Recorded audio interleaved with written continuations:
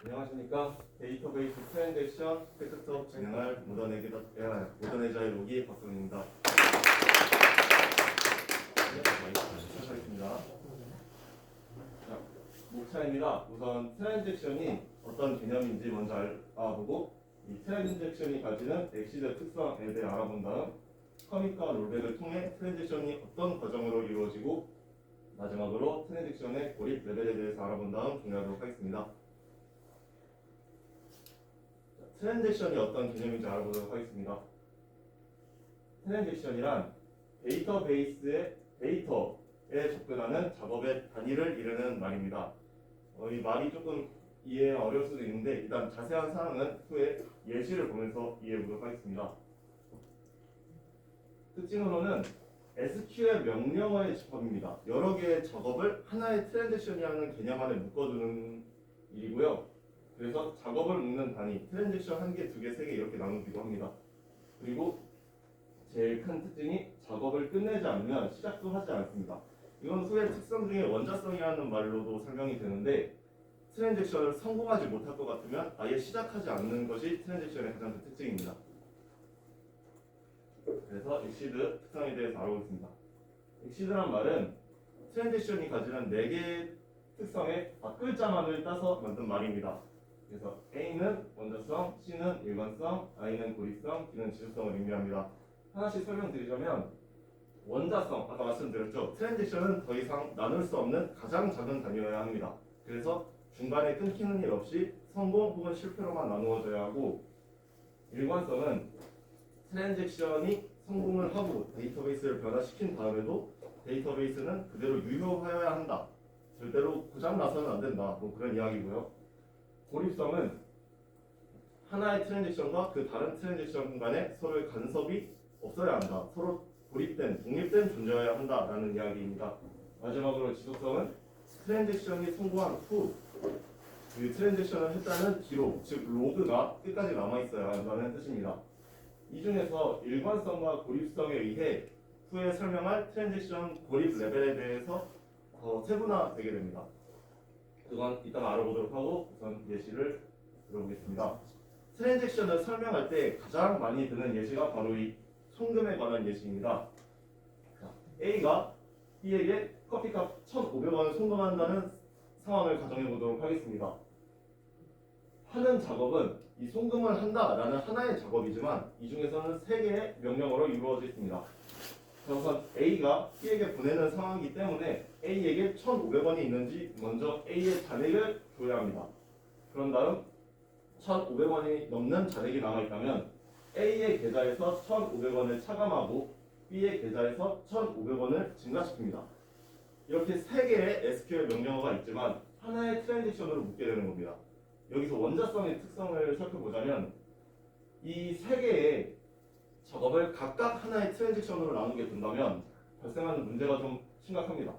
왜냐하면 A는 분명 1,500원을 송금하는 트랜잭션을 완료했는데 B의 계좌에 1,500원이 증가하는 트랜잭션이 진행되지 않는다면 금전적으로 상당히 신뢰성이 떨어지는 은행이 되겠죠. 그렇기 때문에 이 송금이라는 트랜잭션은 더 이상 나눠지지 않는 하나의 작업으로 보아야 합니다.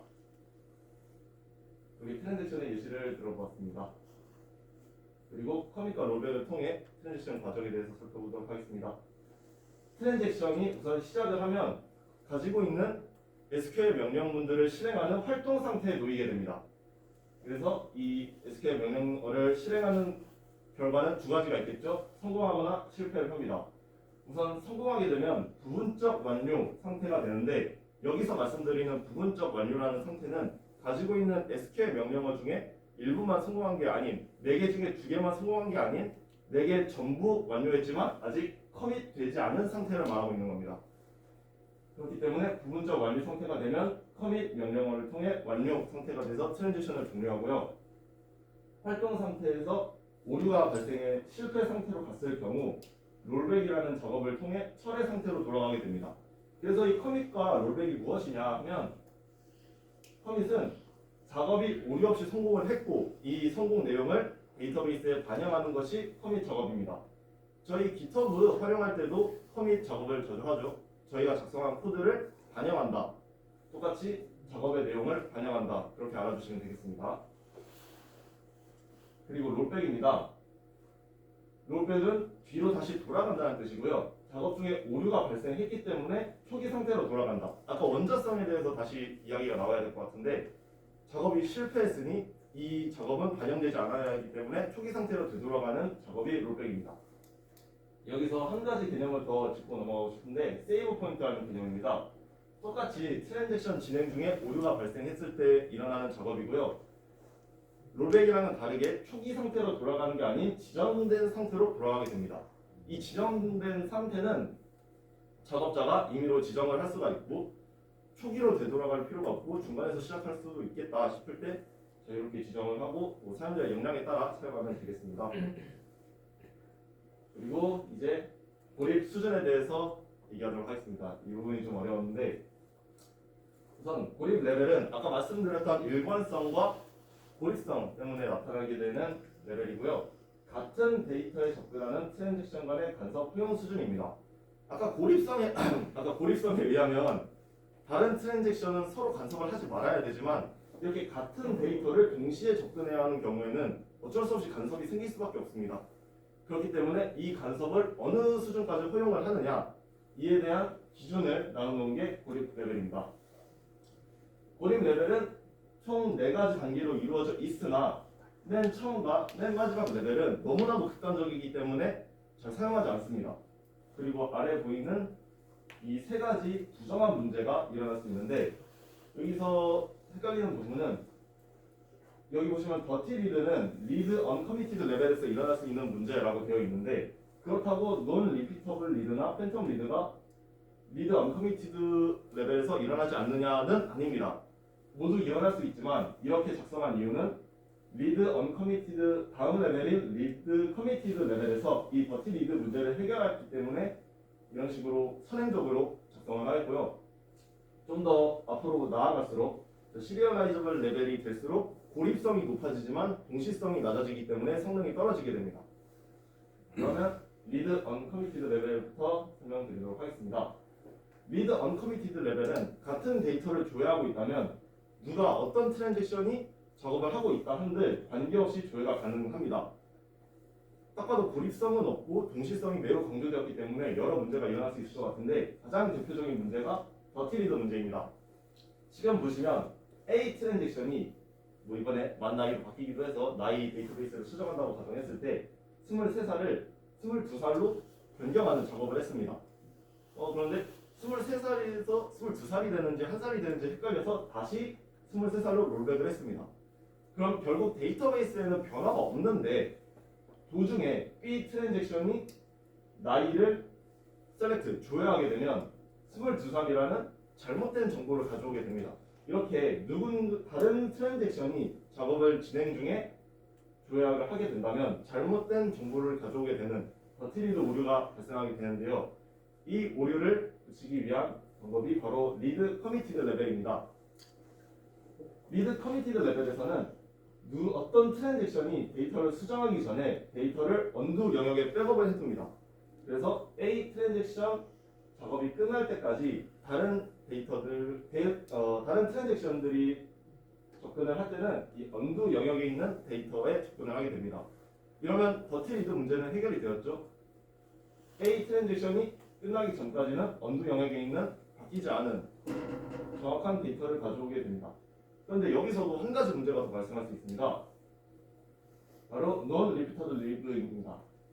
아까 일관성에 대해서 말씀을 드렸는데 한 트랜잭션 내에서 2번의 조회를 하였는데 이렇게 다른 데이터를 가지고 오게 됩니다. 그 이유는 2번 가져오는 그 사이에 A가 커밋을 해서 데이터베이스를 바꿔버렸기 때문에 언두 영역에서 실제 데이터베이스가 변화됐기 때문에 같은 조회, 똑같은 곳에서 똑같은 데이터를 가지고 왔지만 다른 데이터를 가져오게 되는 오류가 발생을 하게 됩니다. 또 이 논 리피터블 리드를 그래서 해결하기 위한 방안이 바로 리피터블 리드입니다. 리피터블 리드는 아까 말씀드렸던 것처럼 언두 영역의 데이터를 백업해 둔다는 것은 동일하지만 특이점은 번호, 우선순위를 부여한다는 겁니다. 먼저 시작한 트랜잭션일수록 더 작은 번호를 갖게 되고요. 후에 번호가 점점 커집니다. 이 번호가 어떤 기능을 하느냐? 더 낮은 번호에서 가지고 있는 트랜잭션은 더 높은 번호가 가지고 있는 변경 사항을 가지고 올 수 없습니다. 무슨 말이냐면 A는 23살을 22살로 변경을 했습니다. 그런데 B는 아이디가 더 작죠? 더 먼저 실행한 트랜잭션입니다.